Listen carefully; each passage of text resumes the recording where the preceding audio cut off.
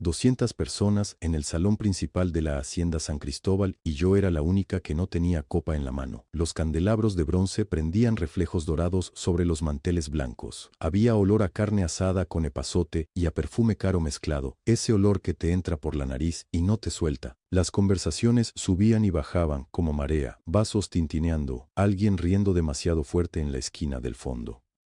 Yo estaba junto a la pared, donde siempre estoy, con la bandeja ya vacía en las manos, calculando si volvía a la cocina o esperaba la señal de don Rubén. Fue entonces cuando don Alejandro me vio. Lo supe antes de que abriera la boca. Conozco esa mirada. Es la mirada de alguien que acaba de encontrar el momento perfecto para ser gracioso. Se dio la vuelta hacia sus invitados. Levantó la copa como si fuera a brindar y dijo en voz alta, lo suficientemente alta para que lo escucharan las dos mesas más cercanas. Oigan, ¿saben qué le falta a esta noche? Música de verdad.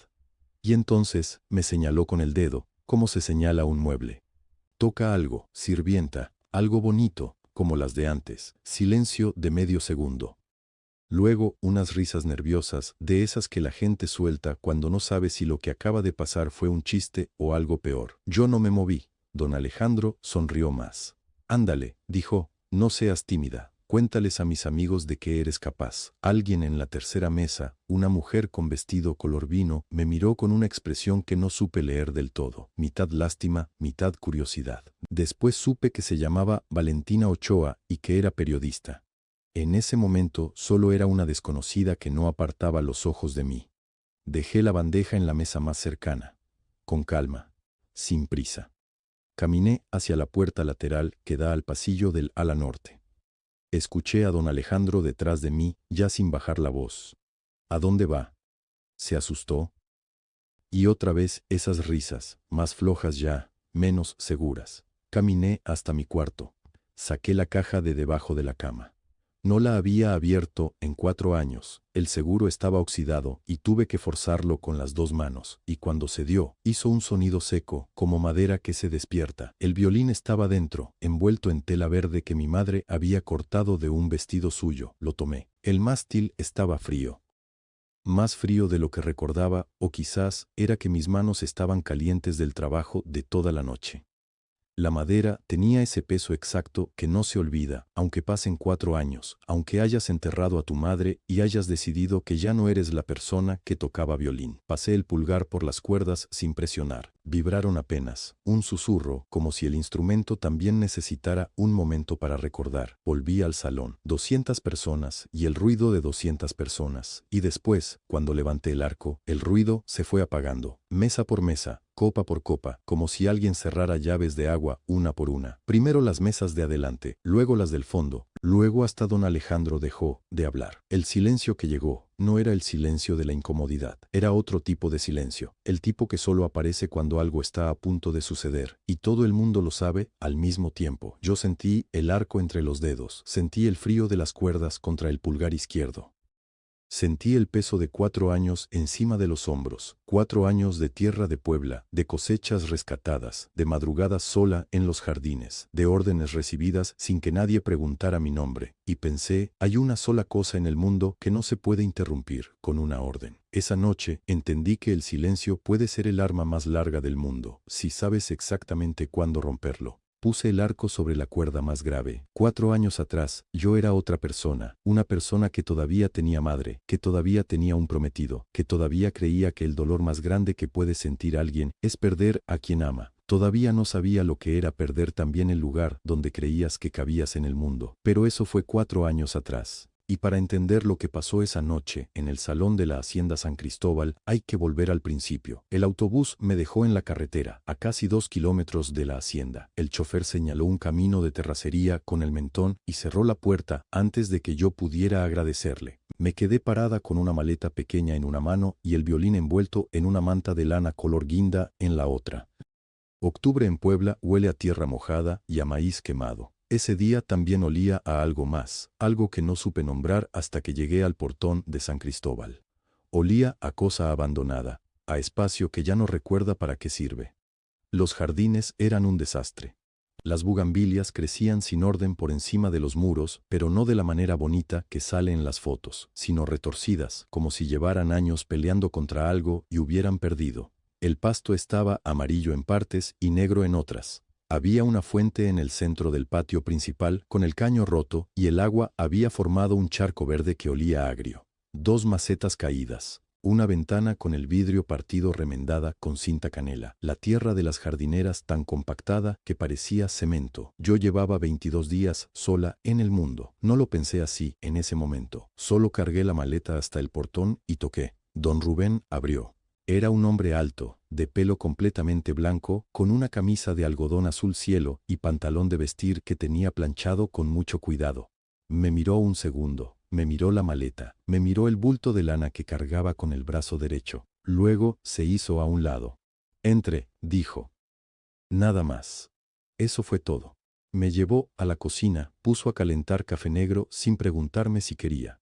Puso una taza frente a mí en la mesa de madera y se sentó al otro lado con la suya. El café tenía ese olor espeso y amargo de cuando alguien lo prepara concentrado, sin prisa. El trabajo es de lunes a sábado, me dijo. Domingos descansa, a menos que haya visitas. Cuando hay visitas, todo cambia.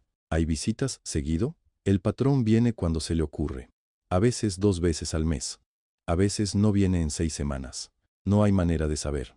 Tomé el café, quemaba, pero lo tomé igual. El cuarto está en el ala norte, continuó don Rubén, levantándose. Le muestro. El cuarto era pequeño. Una cama individual con colcha verde deslavada, un armario de madera con la puerta izquierda chueca, una mesa de noche sin cajón y una ventana, eso sí, una ventana que daba directo a lo que alguna vez debió ser un jardín hermoso y ahora era ese terreno triste, lleno de plantas a medias. Me quedé parada en la entrada un momento. ¿Está bien?, preguntó don Rubén desde atrás.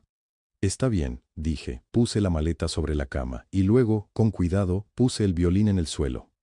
Lo empujé con el pie por debajo de la cama sin desenvolver la manta, sin abrirlo, sin mirarlo. Puse el estuche bajo la cama como se entierra algo que todavía duele demasiado para mirarlo. Don Rubén lo vio, vi que lo vio, porque bajó los ojos un momento hacia el espacio entre la cama y el piso. Luego los levantó. No preguntó nada.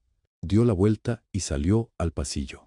La cena es a las 8, dijo desde afuera. Hoy descansa, mañana empieza. Eso fue todo. Ninguna pregunta sobre qué era el bulto de lana. Ninguna pregunta sobre por qué una cuidadora llegaba con algo que claramente no eran herramientas ni ropa, nada. Y ese silencio tan sencillo de un hombre que simplemente decidió no meterse donde no lo llamaban. Fue la primera vez en meses que alguien me trataba como si yo supiera lo que estaba haciendo. Me senté en la cama. El colchón crujió. Por la ventana se veía el jardín muerto y el cielo naranja del atardecer de octubre. Me quedé así un rato, sin desempacar, escuchando el sonido de la hacienda acomodándose, una cañería que silbaba en algún lugar del techo, el viento entre las bugambilias, un pájaro que no identifiqué.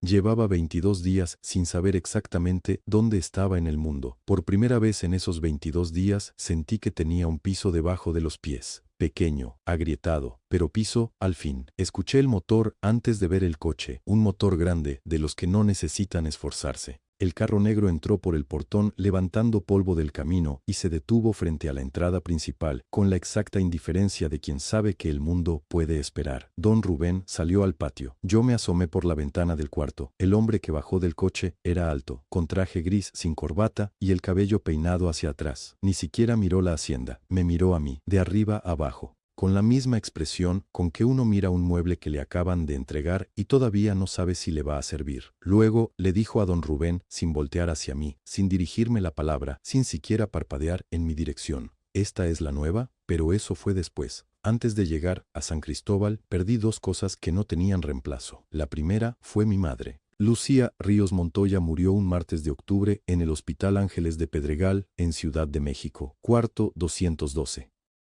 Cama junto a la ventana. Afuera había un árbol sin nombre que movía las ramas, aunque no había viento, y yo me quedé mirando ese árbol durante horas, porque era más fácil que mirar a ella. Le sostuve la mano cuando se enfrió. Así fue. La mano de mi madre se fue enfriando despacio, como el agua en una taza de té que olvidaste tomar, y yo la sostuve hasta que la enfermera entró y dijo algo que no escuché. Esa última noche, antes de que llegara el médico, salí al pasillo con el violín. Lo había llevado al hospital sin saber bien por qué. Tal vez porque ella me lo había enseñado a tocar en la mesa del comedor de Cholula, con un trapo en el hombro para protegerme la ropa, diciéndome que repitiera el arco hasta que saliera derecho. Tal vez porque no sabía hacer otra cosa con lo que sentía. Toqué en el pasillo de la clínica a las 3 de la mañana. Una enfermera se asomó y luego se fue sin decir nada. Toqué hasta que se me entumecieron los dedos. Mi madre siempre decía que la música era la única cosa que nadie te podía quitar, que la tierra se podía perder, el dinero se podía perder, la gente se podía ir, pero lo que aprendías a tocar se quedaba contigo hasta el último día.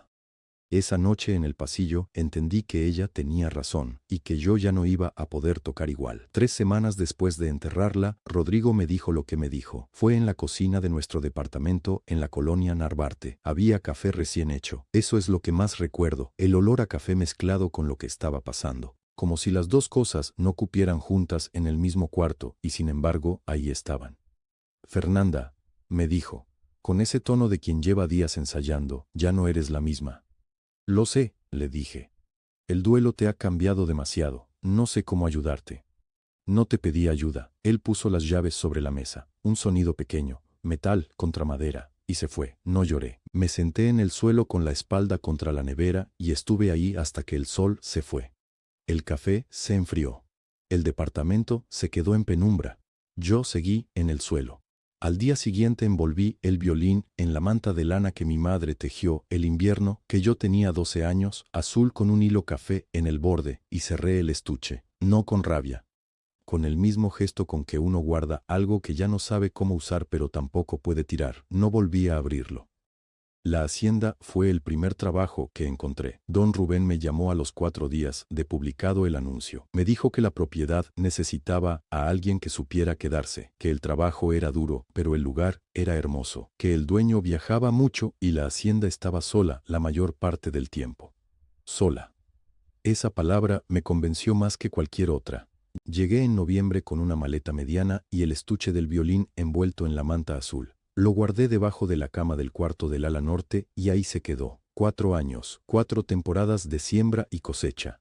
4 inviernos con la chimenea encendida. El estuche siempre en el mismo lugar, siempre cerrado, siempre con esa manta encima, como si fuera una ofrenda que nadie había reclamado. Hubo una sola noche en que estuve a punto de abrirlo. No fue una noche triste, no fue el aniversario de la muerte de mi madre, ni el cumpleaños de Rodrigo, ni ninguna de esas fechas que uno teme sin decirlo. Fue la noche antes del banquete, la noche antes de que todo cambiara, y si esa noche no lo abrí, fue porque algo me dijo que todavía no era el momento, que el momento iba a llegar solo. La primera vez que vi a don Alejandro Villanueva Garza, estaba de espaldas. Había llegado un viernes por la tarde sin avisar, como si la hacienda fuera un hotel y él, el único huésped que no necesita reservar. Yo estaba en el corredor del ala sur, sacudiendo una alfombra, cuando escuché el coche. Luego escuché su voz dando órdenes al chofer. Luego nada, porque entró a la casa sin mirar hacia donde yo estaba. Don Rubén me lo presentó esa misma noche, en la cocina. Don Alejandro, ella es María Fernanda Ríos, la cuidadora que le mencioné. Él me miró exactamente 2 segundos. Sí, la que arregló el jardín del norte. Sí, señor. Bien, y se fue a cenar. Los primeros meses lo leí mal. Pensé que era un hombre desinteresado, de esos que heredan sin querer y cargan con las propiedades como quien carga con una deuda vieja. Llegaba, preguntaba por los números, daba 2 o 3 órdenes que a veces se contradecían entre sí, y se iba el domingo por la tarde con la misma prisa con la que había llegado. No era un mal hombre, me decía yo, solo era un hombre que no sabía qué hacer con todo lo que tenía. Me equivoqué en una parte. El patrón lo empecé a ver después de su tercera o cuarta visita, cuando llegó con 2 socios de la ciudad y una mujer de risa muy fácil. Esa tarde yo estaba plantando esquejes en el jardín del poniente. Tenía las rodillas sucias, el cabello recogido con un trapo viejo, las manos oscuras de tierra. Y don Alejandro los trajo directamente hacia donde yo estaba, con esa forma suya de caminar que ocupaba más espacio del que necesitaba. Miren, esta es la cuidadora, lo dijo como se dice, miren, este es el perro guardián, con el mismo tono, con la misma distancia. La traje hace unos meses y ya ven cómo dejó esto. Uno de los socios asintió sin mirar el jardín. La mujer tomó una foto con su teléfono. ¿Sabe hacer también la comida?, preguntó el otro. Todo, dijo don Alejandro. Es muy completa. Yo seguí plantando. Sentí el sol en la nuca. Sentí algo más. Algo que no tenía nombre todavía, pero que se instaló ahí, quieto, como una piedra debajo del zapato. El domingo de la semana siguiente, don Alejandro estaba solo en el jardín. Sus amigos se habían ido el sábado. Él había decidido quedarse un día más, algo que no había hecho antes. Lo vi sentado en el banco de piedra junto a la bugambilia, con una taza de café en la mano, mirando los rosales que yo había recuperado a lo largo de 3 meses de poda, abono y paciencia. Me acerqué a recoger las herramientas que había dejado la tarde anterior. No me miró, siguió mirando los rosales, pero dijo, con una voz que no tenía nada de ese tono de exhibición: quedó bien, 2 palabras, nada más. Las guardé. Las guardé con cuidado, como se guarda algo frágil que uno sabe que no va a repetirse.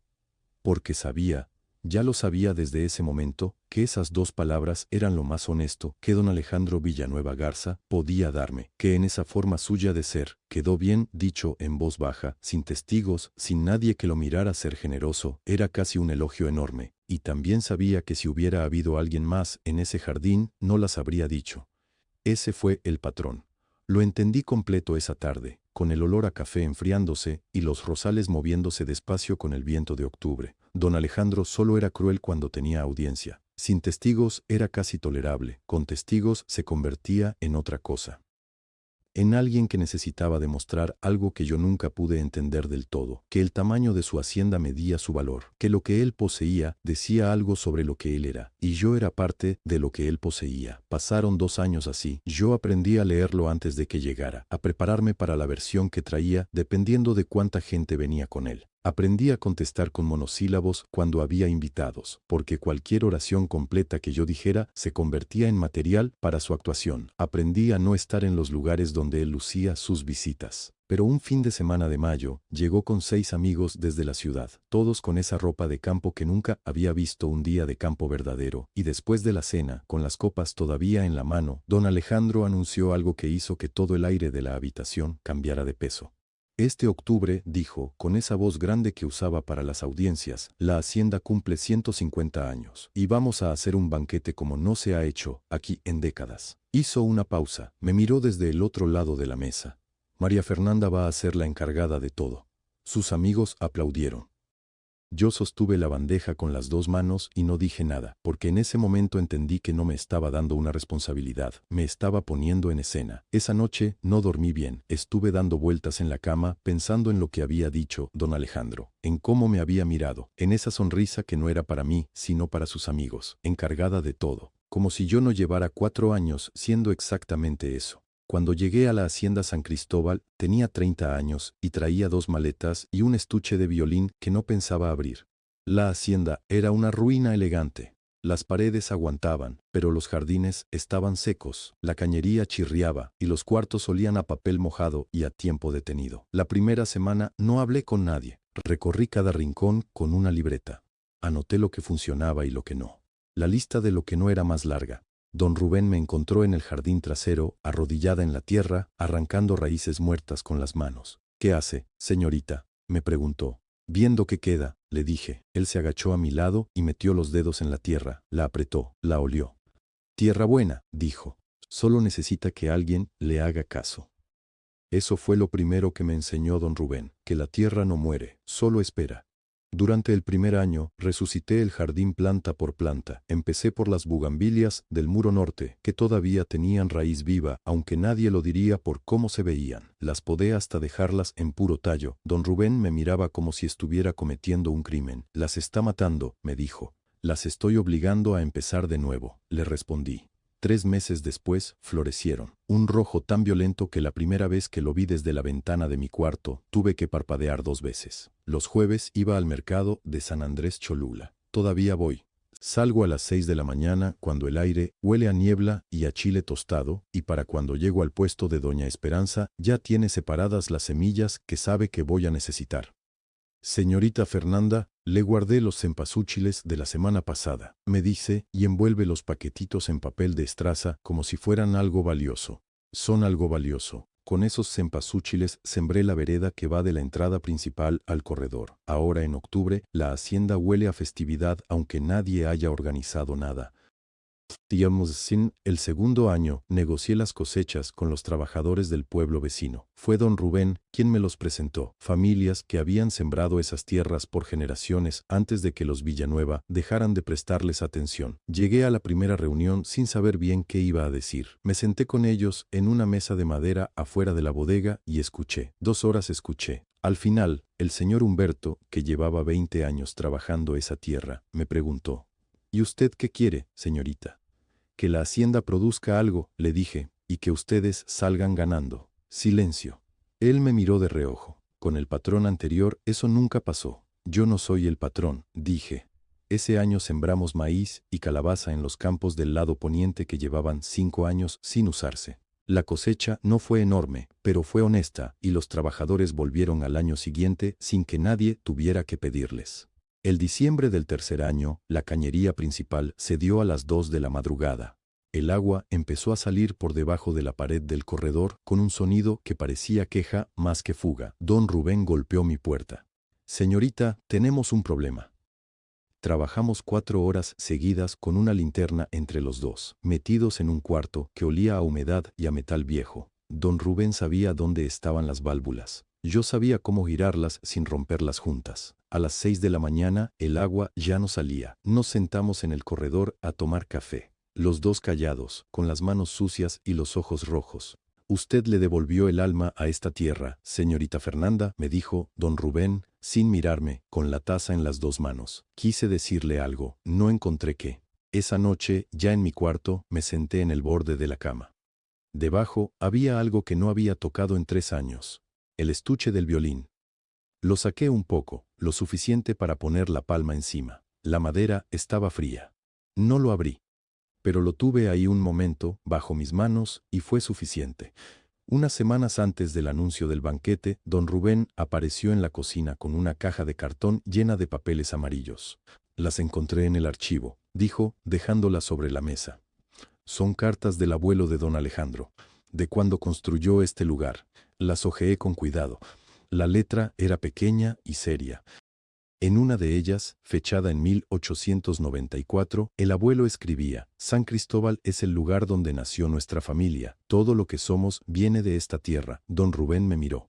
¿Cree usted que don Alejandro alguna vez las ha leído? Dejé la carta sobre la mesa y no supe qué responder. 3 semanas antes del banquete empecé a dormir menos de 5 horas. El menú tardó 4 días en quedar definido. Don Alejandro había mandado una lista desde Ciudad de México con platos que nunca había pedido antes: mole negro con guajolote, chiles en nogada, sopa de lima. 96 porciones de cada uno, más los postres, más los quesos, más los vinos que él mismo elegiría al llegar, como si el resto no importara hasta que él pusiera los ojos encima. Fui al mercado de San Andrés Cholula un martes por la mañana. Llegué antes de que abrieran los puestos. El aire olía a chile tostado y a plástico mojado de las lonas. Hablé con doña Carmen, que me vendía los chiles desde hacía 3 años, y con el señor Ibáñez, que traía la fruta desde Atlixco. Les pedí cantidades que nunca les había pedido. Me miraron como si yo hubiera cambiado de tamaño. 200 personas, doña Fernanda, dijo doña Carmen. 200. Y necesito que todo esté el viernes antes de las 10 de la mañana. Se va a poder, dijo ella, aunque su cara decía lo contrario. Don Rubén coordinó a los trabajadores de adentro. Yo me encargué de todo lo demás: los manteles, las sillas rentadas, los floreros que llegaron desde Cholula envueltos en papel periódico. En los jardines, los macizos de bugambilia que había plantado en el primer año ya tenían la altura que necesitaban. Los guié yo misma con tutores de madera hace 2 años. Nadie lo recordaba, pero yo sí. Don Alejandro llegó el jueves a las 3 de la tarde en un coche negro que levantó polvo hasta la puerta principal. Con él venían 3 hombres. Uno era su primo Ernesto Villanueva Garza, a quien yo conocía de vista pero con quien nunca había cruzado más de un saludo. Los otros 2 eran socios de algún proyecto en la capital. Traían maletas de ruedas y caras de haber dormido en avión. Don Alejandro recorrió el salón principal con los brazos cruzados. El mantel de la mesa central es marfil, dijo. Sí, señor, yo pedí blanco. En el correo del 15 de septiembre usted aprobó el marfil. Me miró un momento. Luego se volvió hacia uno de sus socios. Que quede marfil, pero que conste que no fue lo que pedí. Siguió caminando, señaló el arreglo de flores en la entrada. Dijo que las orquídeas deberían estar más al centro. Le dije que las orquídeas al centro bloquearían la vista del vitral. Me respondió que el vitral ya todo el mundo lo conocía y que las orquídeas eran más impresionantes. No respondí. Las moví al centro esa misma tarde. Ernesto Villanueva Garza no siguió a su primo. Se quedó en la puerta del jardín este, mirando los rosales y la fuente que don Rubén y yo habíamos restaurado en el segundo año, pieza por pieza, con un plomero de Cholula que cobró lo justo porque le pareció importante salvarla. ¿Cuánto tiempo llevó esto?, me preguntó Ernesto, señalando hacia afuera con un gesto amplio que incluía los rosales, los caminos de piedra, las bugambilias. Lo miré. Era la primera vez que alguien me preguntaba eso directamente. 4 años, 2 meses, 3 semanas, dije. Ernesto Villanueva Garza se quedó callado. Me miró de una manera que no supe clasificar. No era lástima, no era sorpresa exactamente. Era algo más parecido a reconocer algo que no esperabas encontrar en un lugar donde no habías buscado. Entiendo, dijo, al final. Y eso fue todo. Esa noche no pude dormir. No era el nerviosismo del banquete. Era otra cosa, más difícil de nombrar. Algo en la hacienda se había movido 1 milímetro, como cuando un cuadro que lleva años torcido de pronto queda recto y uno no sabe si alegrarse o extrañar la inclinación de siempre. Me senté en el borde de la cama, con un mantel pequeño que necesitaba un dobladillo. Enhebrar la aguja no debería haberme llevado más de 10 segundos. Pero mis manos no obedecieron. El hilo temblaba entre mis dedos y la aguja se movía y el ojo metálico parecía hacerse más pequeño cada vez que me acercaba. Me quedé mirando la aguja un minuto largo, sin moverme. La dejé sobre la mesita, apagué la lámpara y entonces escuché las voces que venían del salón al fondo del corredor. La voz de don Alejandro era más alta que las otras, como siempre que llevaba algo tomado. La cuidadora es buena para lo que hace, decía, pero no hay que confundirla con alguien importante. Hubo una risa corta, luego silencio. Me quedé acostada en la oscuridad con los ojos abiertos, mirando el techo que yo misma había mandado a reparar hace 3 años cuando la gotera del ala norte empezó a manchar la pintura. No dije nada, no había nadie con quien hablar. Esa noche no dormí bien. El viernes amaneció con un cielo de octubre tan limpio que dolía mirarlo. Tenía la lista en la cabeza antes de que el despertador sonara. Flores, menú, mantelería, copas, la fuente del jardín que había estado perdiendo presión desde el martes. Don Rubén ya estaba en el patio cuando salí. Las flores llegan a las 9, me dijo, con el café en la mano. Mandé a Genaro al mercado de San Andrés Cholula desde las 6. Bien. Que traiga las dalias primero. Las rosas se marchitan antes. Ya se lo dije. Dígaselo otra vez.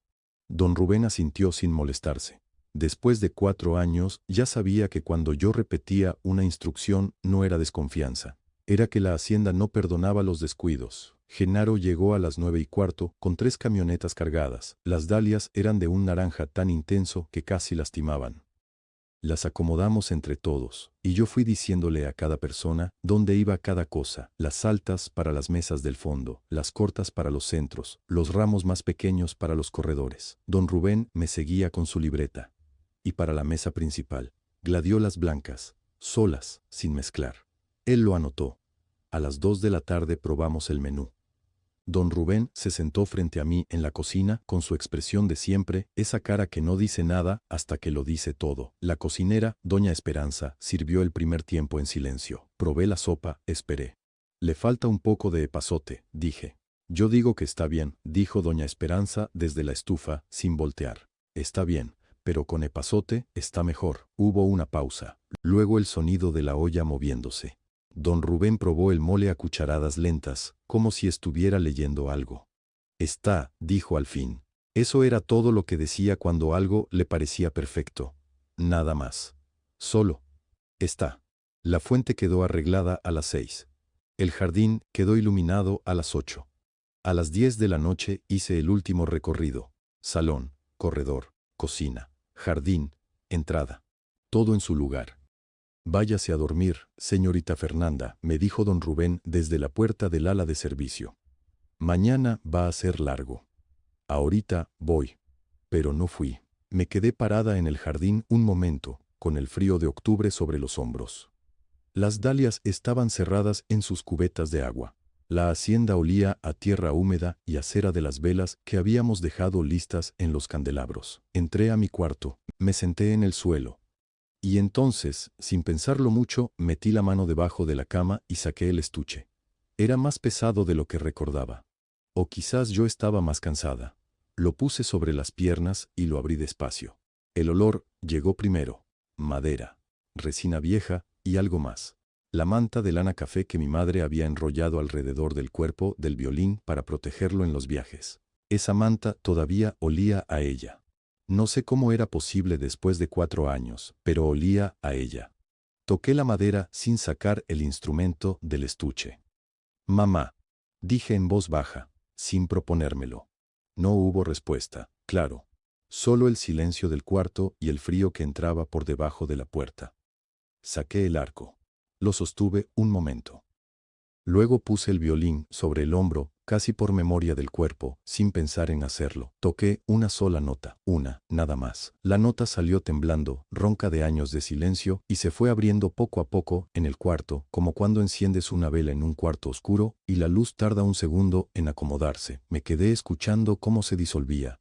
La música es lo único que nadie puede quitarte, me había dicho mi madre una vez. Estábamos en su cocina de Ciudad de México. Yo tenía como 15 años, y ella secaba un tazón con un trapo de cuadros azules. No lo dijo como lección. Lo dijo como quien recuerda algo que había olvidado. Tardé en entenderlo. 4 años. Cerré el estuche con cuidado. Lo dejé sobre la cama, no debajo. Fue lo único distinto que hice esa noche. A la mañana siguiente, cuando salí del cuarto con el estuche en la mano, don Rubén estaba en el corredor con su café. Me vio el estuche. No dijo nada durante 2 segundos completos. Luego preguntó, con esa voz baja que usaba cuando algo le importaba de verdad. ¿Va a tocar hoy, señorita Fernanda? No respondí. Seguí caminando hacia el salón.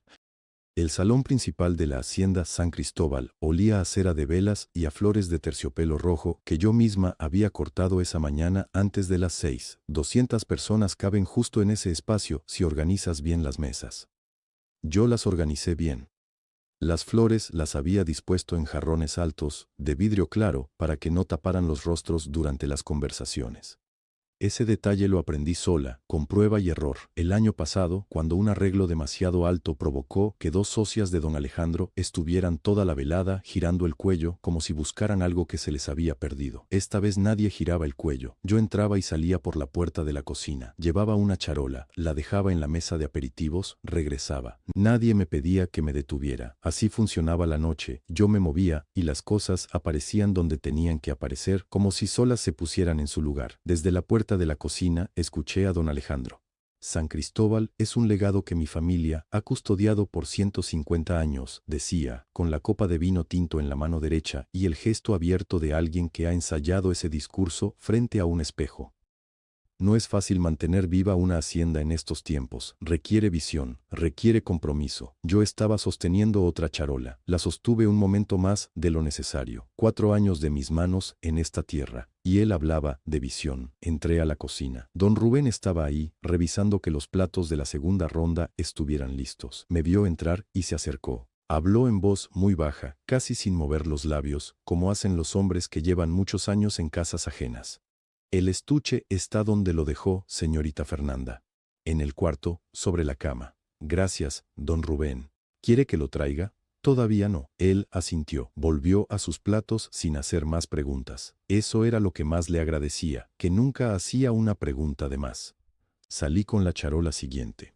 La mesa de aperitivos estaba junto a la ventana que da al jardín y desde ahí se veían las luces que habíamos puesto entre los árboles el viernes por la tarde. 4 horas de trabajo. Parecía fácil mirarlas desde adentro. Perdone. Me volteé. Era una mujer de unos 38 años, cabello oscuro recogido, con una libreta pequeña en la mano que claramente no era de adorno. Me miraba con una atención que no era la que normalmente recibo en las fiestas. La mayoría de los invitados me miran para pedirme algo. Ella me miraba para ver algo. La decoración floral, dijo. ¿Quién la diseñó? Yo, respondí. Esperé que asintiera distraída y se alejara. No lo hizo. ¿Usted trabaja aquí? Soy la cuidadora de la hacienda. Frunció el ceño ligeramente. No de molestia. De alguien que está recalculando algo. Valentina Ochoa, dijo y extendió la mano. Periodista, escribo para la sección cultural del suplemento regional. Le di la mano. La mía tenía una pequeña rosadura en el índice, de las ramas de las flores de la mañana. María Fernanda Ríos. Los jarrones son una elección interesante, dijo Valentina. Vidrio claro en lugar de cerámica. Hay una intención ahí. Para que no interrumpan las conversaciones, ella anotó algo en la libreta. Yo no había dicho nada notable, o eso creía. ¿Usted también organizó la logística del evento? Sí. ¿Y la cocina? También. Valentina me miró un segundo más. Abrió la boca para decir algo. No llegó a decirlo. Desde el centro del salón, por encima del ruido de las conversaciones y el tintineo de las copas, llegó una voz que conocía perfectamente, alta, con esa ligera distorsión que produce el tercer vaso de vino. Fernanda, don Alejandro estaba de pie junto a su grupo de invitados, con la copa levantada y una sonrisa que no era para mí, sino para los que lo rodeaban. Ven aquí, el salón no se detuvo, pero los más cercanos sí giraron a verme. Valentina Ochoa también me miró, y en su mirada había algo que no supe leer en ese momento.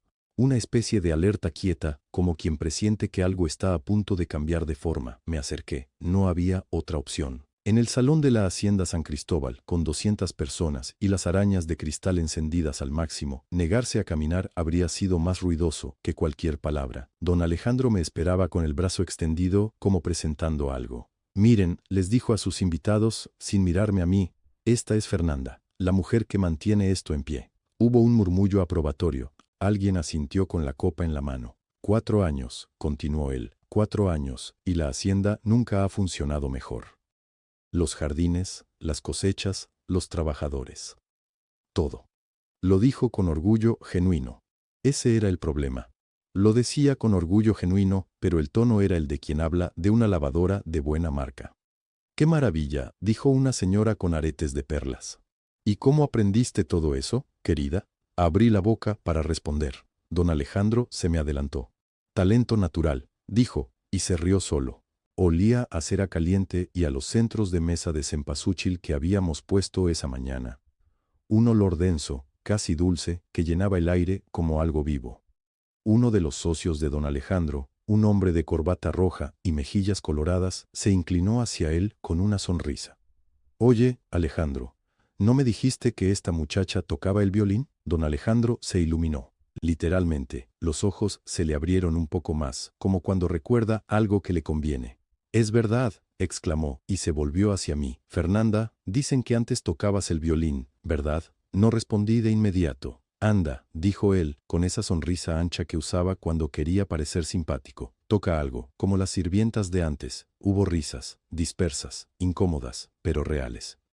Y entonces sucedió algo que no esperaba. El salón no siguió igual. No todo él, pero sí el círculo más cercano. 6, 8 personas que dejaron de hablar entre sí y me miraron. Y detrás de ellos, otros. Y detrás de esos, otros más. El calor del salón se me pegó en la nuca. Las arañas de cristal zumbaban levemente con el calor de las velas eléctricas. Alguien, en algún punto detrás de mí, dejó una copa sobre una mesa de mármol. El sonido fue pequeño y perfectamente nítido. Un clic seco, como un punto final. 200 miradas. O eso sentí. Y en ese segundo no sentí rabia.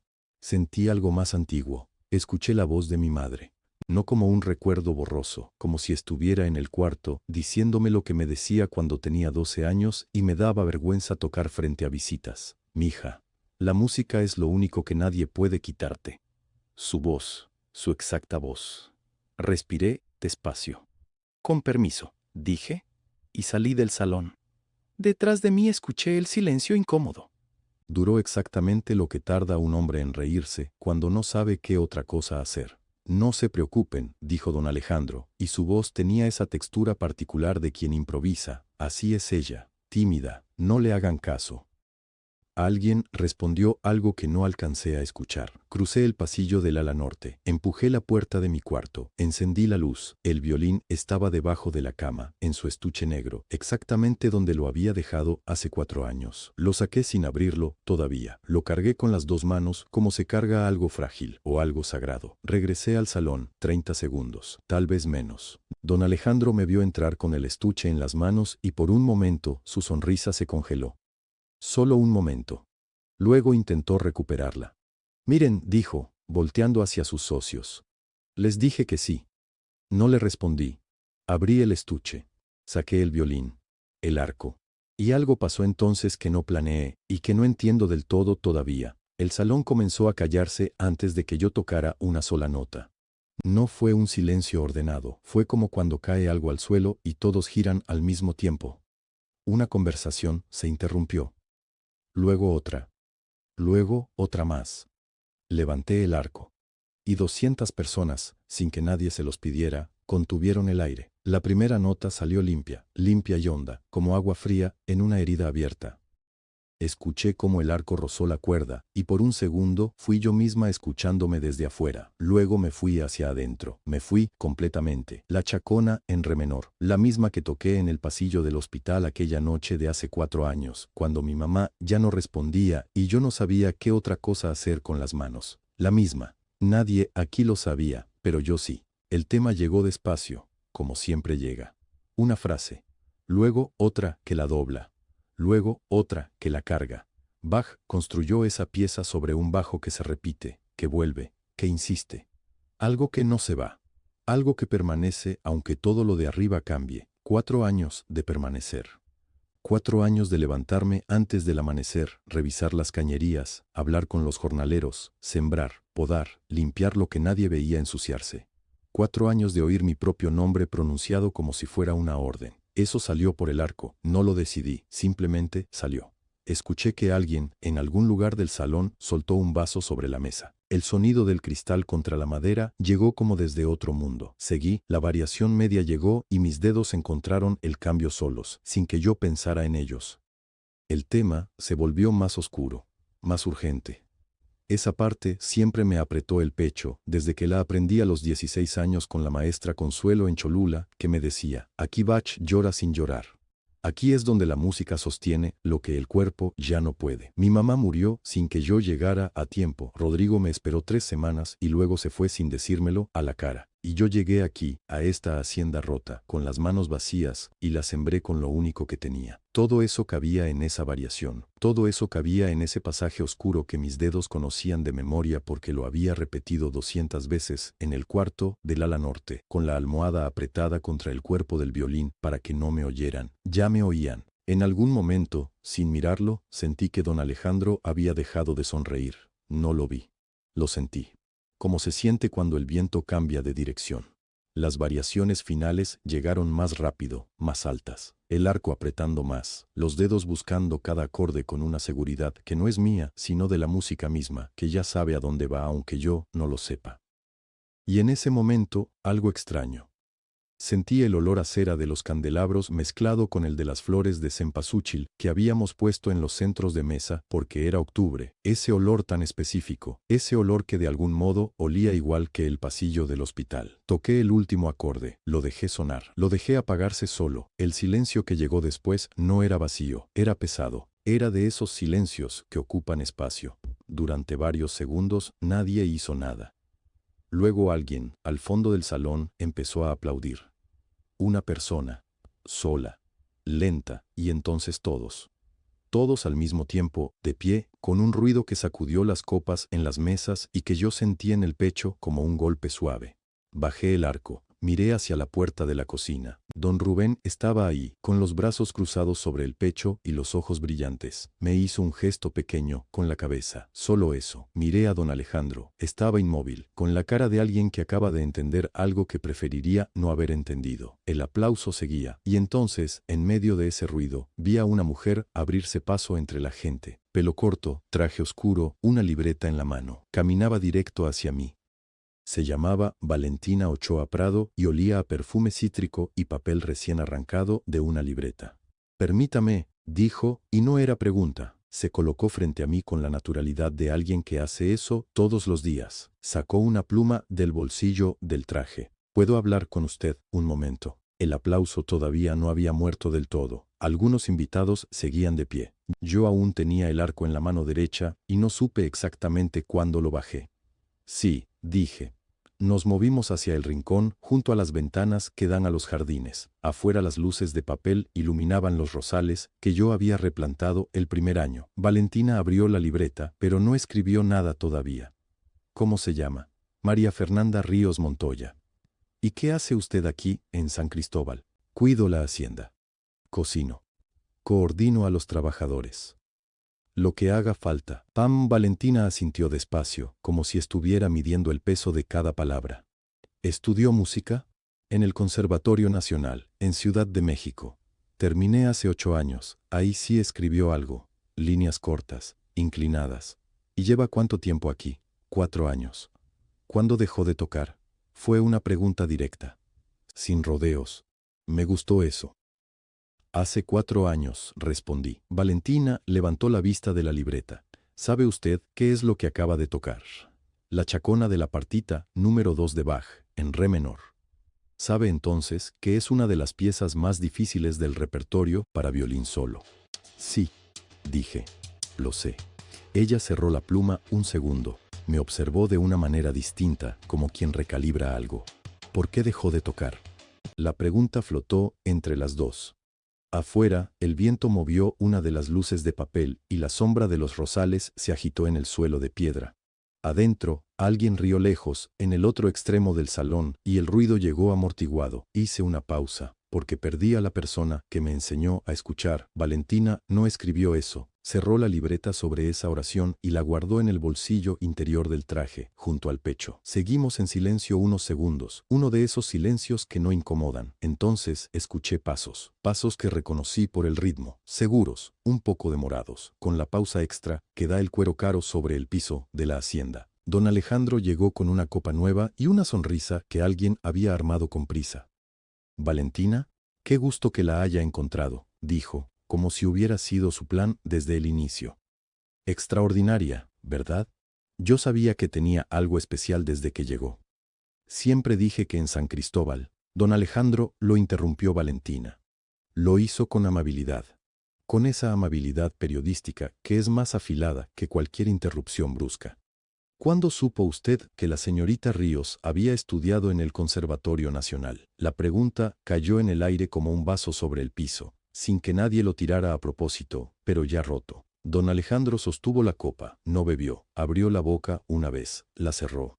Sonrió de nuevo, pero la sonrisa tardó un momento de más en llegar. Pues, uno se entera de estas cosas con el tiempo. ¿Cuándo, exactamente? Dijo Valentina. Todavía amable. Todavía con la pluma sin abrir. Yo miré al piso. El mosaico de la hacienda, con sus flores de talavera desgastadas por 150 años de pisadas, nunca me había parecido tan interesante. Don Alejandro no respondió, y fue entonces, en ese silencio preciso, cuando sentí que alguien más se había acercado. Levanté la vista. Era Ernesto Villanueva Garza, el primo, el notario. Llevaba la copa en la mano, pero no la estaba bebiendo. Tenía una expresión que yo no le había visto antes. No era enojo, no era sorpresa, era algo más frío, más calculado, la cara de alguien que lleva tiempo sumando columnas y acaba de llegar al total. Se acercó a don Alejandro y le puso una mano en el hombro. Alejandro, un momento, no era sugerencia. Don Alejandro lo miró, luego me miró a mí. Luego a Valentina, y siguió a su primo hacia el otro lado del salón con esa copa que ya no iba a terminar. Valentina los observó alejarse, volvió a sacar la libreta. Señorita Ríos, dijo, sin mirarme todavía, creo que vamos a tener que hablar más largo. No respondí de inmediato. Asentí, y eso fue suficiente. Los últimos invitados tardaron casi 1 hora en irse. Yo los vi salir desde un rincón del salón, con mi violín ya guardado en su funda, mientras los meseros empezaban a doblar manteles y apilar sillas. Don Alejandro desapareció antes de que la mitad de los coches abandonara el patio. No se despidió de mí. Cuando el reloj del pasillo marcó la 1 de la mañana, el salón principal quedó vacío por fin. Solo quedamos don Rubén y yo recogiendo las últimas copas sobre las mesas largas. El olor a cera de velas y a vino derramado lo llenaba todo. Afuera, un grillo solitario sonaba como si fuera el único testigo que quedaba. Don Rubén tomó una copa, la miró al trasluz, la puso en la charola sin decir nada. Yo recogí otra y otra. Después de un rato largo, él habló. ¿Sabe de dónde vino ese violín, señorita Fernanda? Me detuve. Era de mi madre, dije. Sí, respondió, pero sabe que hubo otro en esta hacienda, ¿verdad? Lo miré. Negué con la cabeza despacio. Don Rubén acomodó la charola sobre la mesa y apoyó las manos en el borde, como si necesitara algo firme antes de hablar. El abuelo de don Alejandro, don Evaristo, hizo una pausa. Tocaba violín. No como usted esta noche, no con esa formación, pero tocaba. Los domingos, después de la misa, se sentaba en el corredor del ala sur y tocaba para los trabajadores. Era su costumbre. Duró décadas esa costumbre. Yo sostuve la copa que tenía en la mano sin guardarla todavía. ¿Y el violín?, pregunté. Quedó en el archivo cuando don Evaristo murió. Bien envuelto, bien guardado. Don Rubén apretó los labios un momento. Cuando don Alejandro heredó la propiedad, mandó vaciar ese archivo. Dijo que eran objetos sin valor. Cachivaches fue la palabra que usó. El violín se fue con todo lo demás. El silencio que siguió no era incómodo. Era el tipo de silencio que necesita espacio para respirar. ¿Y usted lo sabía?, dije. Todo este tiempo, lo sabía. ¿Por qué no me lo dijo antes? Don Rubén levantó la vista hacia mí. Sus ojos tenían esa calma de la gente que ha cargado cosas pesadas durante mucho tiempo y ya aprendió cómo distribuir el peso. Porque no era mi lugar, señorita. Lo dijo sin amargura. Nunca lo fue. Yo soy el mayordomo. Cuido lo que está. No lloro lo que ya no está. Asentí despacio. Entendí. Y lo que sentí en ese momento no fue rabia hacia don Alejandro. Eso me sorprendió. Pensé que sería rabia. Pero fue otra cosa, una tristeza quieta, como cuando encuentras una carta que nunca llegó a su destino, una pena por todo lo que se pierde cuando la gente no sabe lo que tiene en las manos. Don Evaristo había dejado algo vivo en esta tierra, una costumbre, un sonido, un domingo, y su nieto lo había empacado como basura sin siquiera saber lo que estaba tirando. ¡Qué desperdicio!, dije en voz baja. No se lo dije a don Rubén, se lo dije al cuarto vacío. Don Rubén se quedó callado un momento más. Luego dijo, usted le devolvió algo a esta tierra que él ni siquiera sabía que había perdido. No había forma de responder a eso con palabras. Puse la mano en su brazo, en esa manga de lino blanco que llevaba con la misma dignidad de siempre, y me quedé así un segundo. Él no se movió, solo asintió muy despacio, como si mi gesto fuera exactamente lo que esperaba. Terminamos de recoger en silencio. Apagamos las últimas velas. Cerré el salón principal con llave. Cuando llegué al cuarto de la cuidadora, en el ala norte, me quité los zapatos en el umbral y puse el violín sobre la silla de siempre. La funda tenía todavía el olor del salón, cera y vino y 200 personas. Me acosté vestida, sin deshacer la cama, y cerré los ojos. Dormí de un golpe, sin sueños. Por la mañana, la luz entraba oblicua por la ventana pequeña cuando me levanté. Me lavé la cara, me puse el delantal. Y entonces lo vi.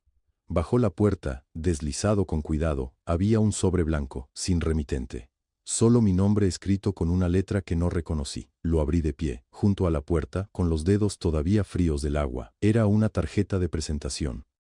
Al reverso, escrita con tinta azul, una sola línea. Me gustaría escribir su historia, si usted lo permite. Valentina Ochoa Prado. Y un número de teléfono. La puse sobre la mesa, junto al violín. Me serví un vaso de agua. La miré desde lejos, como si fuera a cambiar de forma. No cambió. Esa tarde, después de revisar el invernadero y de hablar con los jornaleros sobre el riego de la semana, saqué el teléfono y escribí un mensaje corto. Lo releí 2 veces antes de enviarlo. Puede escribir sobre la hacienda. Lo que yo hice aquí es parte de la hacienda. No respondí más que eso. Don Alejandro se fue a Ciudad de México el lunes temprano. Lo vi cruzar el patio con su maleta de ruedas, el mismo gesto de siempre, pero algo estaba distinto. No me llamó para darme instrucciones. Pasó junto a mí y dijo, sin detenerse, que todo quede en orden, Fernanda. Solo eso. Los días siguientes fueron días normales. Eso era lo que importaba. Normal quería decir que el trabajo existía y que yo lo hacía. Don Rubén me encontró el miércoles en los jardines, podando los rosales del lado este. ¿Cómo amaneciste?, me dijo. Bien, le dije. Los pulgones están atacando la maceta grande del arco.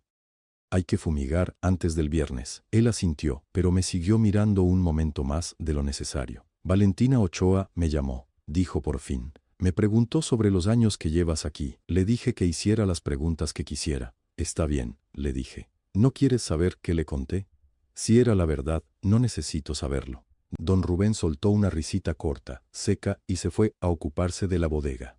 Valentina publicó el artículo un domingo. No me avisó antes. Lo supe porque esa mañana 3 personas me escribieron al teléfono. Una prima lejana de Cholula, un jornalero que ya no trabajaba en la hacienda y una persona que no reconocí, cuyo mensaje decía solo: leí lo de usted, qué bonito. El artículo se llamaba La mujer que resucitó la hacienda San Cristóbal. No lo busqué yo. Don Rubén me lo leyó en voz alta esa misma tarde, sentado en la cocina, con el teléfono en la mano y los anteojos sobre la nariz. Su voz era pareja, sin dramatismo, como quien lee una lista de cuentas. Describía los 4 años, los jardines, las cosechas, la restauración del corredor norte. Mencionaba los nombres de algunos jornaleros. Decía que la hacienda había perdido casi 1/3 de su producción cuando llegué y que ahora era 2 veces lo que había sido. Casi al final, casi de paso, Valentina escribía. Y una noche de octubre, ante 200 invitados, esta mujer tomó un violín y tocó. Nadie en ese salón volvió a mirarla igual. Don Rubén bajó el teléfono. ¿Qué sientes?, me preguntó. Me quedé pensando en eso. El café en mi taza ya estaba frío. La cocina olía a epazote del caldo de la tarde. Siento que es verdad, dije. Y eso es suficiente. No respondí. Pero sí lo era. En Ciudad de México, según supe después, los socios de don Alejandro leyeron el artículo ese mismo domingo. Ernesto Villanueva Garza lo leyó. Y don Alejandro también, solo, en su departamento, con el café del desayuno todavía en la mano. Nadie me contó qué pensó, no me hacía falta saberlo. La semana siguió igual. El riego, el invernadero, el registro de la cosecha pendiente, la revisión del techo del granero que llevaba 2 meses amenazando con ceder. El trabajo no se detuvo porque alguien escribiera sobre él. El jueves limpié a fondo el salón principal. Todavía había una mancha de vino en el mantel de repuesto que nadie había visto. La quité con agua fría y sal, con paciencia, hasta que desapareció. El sábado revisé el violín. La cuerda me tenía una pequeña tensión de más. La ajusté con cuidado, la pulsé una vez y guardé la funda bajo la cama. El lunes por la mañana, 10 días después del banquete, don Rubén tocó la puerta de mi cuarto. Eran las 7:15. Todavía tenía el delantal en la mano. Fernanda, dijo. Su voz era seria, pero no alarmada. Don Alejandro acaba de llamarme. ¿Qué pasó? Quiere venir a la hacienda esta semana. Dice que quiere hablar contigo, en persona. El delantal quedó quieto en mis manos. Dijo para qué. Don Rubén negó con la cabeza. Solo dijo que era necesario. 2 días después, el miércoles, llegó. Lo vi desde los jardines. Venía solo, sin chofer, sin maletas. Solo él y un saco gris que no reconocí. Caminaba despacio, como quien no está seguro de lo que va a encontrar. Me quedé donde estaba. Tenía las manos ocupadas con una rama de rosal que había que guiar hacia el alambre. La seguí sujetando. Fernanda, dijo cuando llegó hasta mí. Don Alejandro. Silencio. El viento movió las hojas del fresno que yo había plantado el primer invierno. Ya tenía altura suficiente para dar sombra. Vine porque creo que debemos hablar, dijo. Sobre lo que salió en el periódico, sobre la imagen de la hacienda, sobre cómo se vieron las cosas. Lo dejé hablar. Habló de la situación, de que el artículo de Valentina había circulado más de lo esperado, de que sus socios le habían mandado mensajes, de que la prensa regional ahora llamaba a San Cristóbal la hacienda que una mujer salvó. Habló de eso con una voz que intentaba sonar tranquila y no del todo lo lograba. Yo seguía con la rama entre los dedos. Cuando terminó, esperé un momento. El fresno crujió suavemente sobre nosotros. Don Alejandro, dije, yo no vine aquí a que me reconocieran. Me miró. Vine porque esta tierra necesitaba a alguien que la cuidara. Pausa. Un pájaro pasó rápido entre los rosales. Y la cuidé. No dije más. Él tampoco. Después de un momento, asintió. Una vez, con la cabeza, despacio, sin adorno, el mismo gesto pequeño que usaba cuando algo quedaba bien hecho, pero esta vez con algo distinto adentro, como quien carga un peso que acaba de nombrar por primera vez. Se fue antes del mediodía. Esa tarde, don Rubén me buscó en la cocina. Olía a canela, porque había puesto una rama a hervir sin querer mientras pensaba en otra cosa. Fernanda, dijo, y se sentó sin que yo se lo ofreciera, que era señal de que traía algo importante. Ernesto Villanueva ya inició los trámites. Lo miré. ¿Qué trámites? Documentación formal de tu gestión. 4 años de registros, de decisiones, de lo que hiciste con esta tierra. Puso las manos sobre la mesa. Y don Alejandro firmó esta mañana un contrato de administración oficial. A tu nombre. con condiciones que tú puedes revisar y modificar. Me quedé quieta un momento. Lo firmó él lo firmó.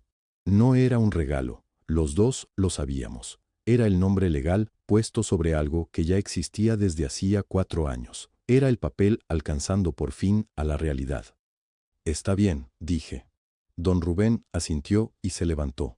En la puerta se detuvo. Tu madre estaría orgullosa, Fernanda. No respondí, pero tampoco aparté los ojos de él hasta que salió. Esa noche salí a los jardines con el estuche del violín bajo el brazo. No había luna todavía, pero el cielo de noviembre tenía esa claridad fría que lo vuelve más ancho. Las estrellas se veían entre las ramas del fresno. Me senté en el borde de la fuente que habíamos reparado en el segundo año, don Rubén y yo, un martes de calor con una llave inglesa y mucha paciencia. El agua corría despacio, sin prisa. Abrí el estuche, afiné la cuerda con cuidado, pulsé una nota. Sonó limpia en el aire frío. Empecé a tocar. No para 200 personas, no para nadie que pudiera escucharme, o tal vez sí para alguien. Para mi mamá, que me enseñó que el trabajo hecho con honestidad no necesita aplausos para ser real. Para los 4 años de amaneceres con las botas puestas antes del desayuno. Para los árboles que planté cuando creía que no me quedaba nada, y que ahora eran lo suficientemente grandes para hacerme sombra. Para mí. El sonido se fue entre las ramas, se perdió hacia el campo oscuro, se mezcló con el ruido del agua y del viento y de la noche, y por primera vez en mucho tiempo sentí que no me faltaba nada.